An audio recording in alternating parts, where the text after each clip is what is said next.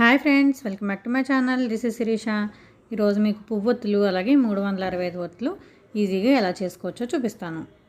దీనికోసం ముందుగా మనం పత్తిని నీట్గా క్లీన్ చేసి పెట్టుకోవాలన్నమాట. పత్తిలో కూడా చాలా రకాలు ఉంటాయండి. పమిడి పత్తి అయితే ఒత్తులకి చాలా మంచిదని చెప్తారనమాట. ఇది నేను కిరాణా షాప్లో తీసుకున్నాను. ఇవి కొంచెం పెద్ద కిరాణా షాప్స్ కానీ లేదంటే పూజ సామాన్ దొరికే స్టోర్స్లో కానీ దొరుకుతుందన్నమాట. దీన్ని ముందుగా ఇలా గింజలన్నీ తీసేసుకుని క్లీన్ చేసి పెట్టుకోవాలి. గింజలు తీసిన తర్వాత దీనిలో అక్కడక్కడ ఇలా నల్లగా నలకల్లా ఉంటాయన్నమాట. అవి కూడా తీసేసుకోవాలి. నలకలు ఉంటే కనుక మనకి ఆ ఒత్తి వెలిగించిన పుణ్యం అనేది రాదని చెప్తారు. కాబట్టి మొత్తం ఏమీ లేకుండా తీసేసుకోవాలి. తీసేసిన తర్వాత ప్రతిని ఇలా 2 చేతులతో పట్టుకొని ఇలా లూజ్గా చేసుకోవాలి. ఇలా చేయడం వల్ల ఎక్కడ ఉండల్లా లేకుండా చాలా సాఫ్ట్గా వస్తుందన్నమాట. ఇలా తీసుకోవడం వల్ల మనకి ఒత్తులు చాలా నీట్గా వస్తాయి. ఇలా మొత్తం సిద్ధం చేసుకున్న తర్వాత మనం ఇప్పుడు ఒత్తులు చేసుకుందాం. ముందుగా మీకు పువ్వొత్తు ఎలా చేసుకోవాలో చూపిస్తాను. ముందుగా కొంచెం ఒక ఒత్తికి సరిపడా తీసుకోండి. తీసి దీన్ని ఇలా తీసుకున్న తర్వాత ఇది చేయడానికి మనకి విభూతి తీసుకోవాలన్నమాట. మనం ఇలా నలిపినప్పుడు అది చుట్టుకుపోకుండా నలగడానికి విభూతి కానీ లేదంటే వెన్న కూడా తీసుకోవచ్చు మీరు. కొంతమంది ఆవు పాలు కూడా వాడతారనమాట. ఏదో ఒకటి ఉంటే కానీ మనం ఆ ఒత్తిని నలపలేం. సో అది రెడీగా పెట్టుకోవాలి. పెట్టిన తర్వాత మనం ఇలా చేతిలోకి తీసుకున్న దాన్ని ఇలా మధ్యలోకి మడవాలన్నమాట దగ్గరికి. ఇలా మడిచిన తర్వాత 2 చివర్లో కలిపి ఇలా 2 వేళ్ళ మధ్య చూపుడు వేలు బొటన్ వేలు మధ్య పెట్టి ఇలా తిప్పాలి. తిప్పిన తర్వాత మనం ఎక్స్ట్రా ప్రత్తి తీసుకోవాలి. కొంచెం తీసుకుని ఇలా అడ్డుగా వేయాలి. దానిపైన వేసి చేతిని ఇలా తడి చేసుకుని తిప్పాలన్నమాట. విభూది కానీ వెన్న కానీ రాసుకుని ఇలా తిప్పితే దాని చుట్టూ అది తిరుగుతుంది. చూడండి, మనం దీన్ని ఎంత పొడవు కావాలంటే అంత పొడవు చేసుకోవచ్చు, ఎంత లావు కావాలంటే అంత లావు చేసుకోవచ్చు అనమాట. 2-3 సార్లు చేస్తే మీకు ఈజీగా వచ్చేస్తుంది.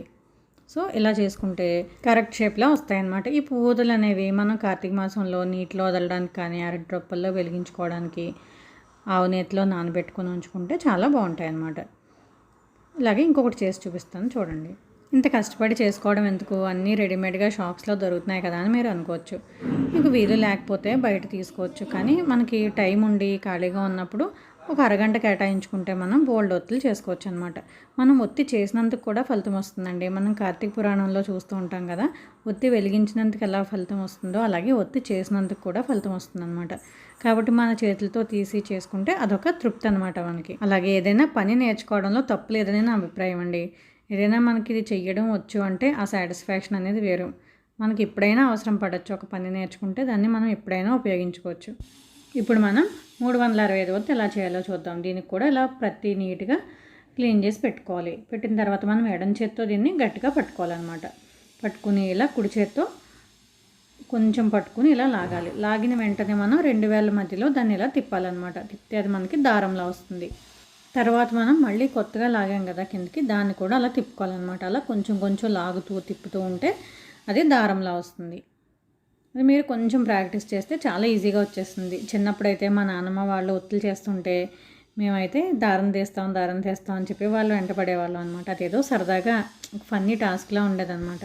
ఇది మనం కొంచెం ప్రాక్టీస్ చేస్తే వస్తుందని చూడండి ఎంత సన్నగా వచ్చిందో దారం. మనం చేసే కొద్దీ సన్నగా తీయడం వస్తుందన్నమాట. సో ఇక్కడ చూడండి, నేను తీసుకున్నంత వరకు దారం తీయడం అయిపోయింది కదా. నేను మొత్తం ఒత్తి అంతటికి ఒకేసారి తీయట్లేదు అనమాట. అలా ఒకేసారి తీసుకుంటే అదంతా కింద వేసిందంతా చిక్కులు పడే అవకాశం ఉంటుంది. కాబట్టి ముందుగా తీసినంత వరకు దీన్ని చుట్టాలు చుట్టుకుంటున్నాను. ఒక పుస్తకం కానీ ఒక అట్ట కానీ తీసుకొని దాని చుట్టూ దారం అంతా చుట్టుకోవాలి. చుట్టిన తర్వాత దీన్ని ఇలా తుంచుకోవాలన్నమాట. దీన్ని కత్తిరతో కట్ చేయకూడదు అని అంటారు. కాబట్టి చేతితోనే తుంచుకోవాలి. తర్వాత దీన్ని ముక్కల్లా కట్ చేసుకోవాలి. నేను ఒక 3 అంగుళాలు పొడవులో ఇంచుమించుగా. దీన్ని కట్ చేయడానికి ఈజీ మెథడ్ ఏంటంటే, చిన్న టెక్నిక్ తెలిస్తే చాలా ఈజీగా కట్ చేయొచ్చు.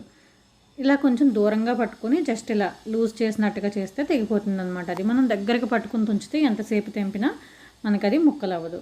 ఇలా దూరంగా పట్టుకుని లాగితే వచ్చేస్తుంది. ఇలా అన్నీ సమానంగా ఉండేలా చేసుకుంటున్నాను నేను. ఇక్కడ నాకు 7 వచ్చాయన్నమాట.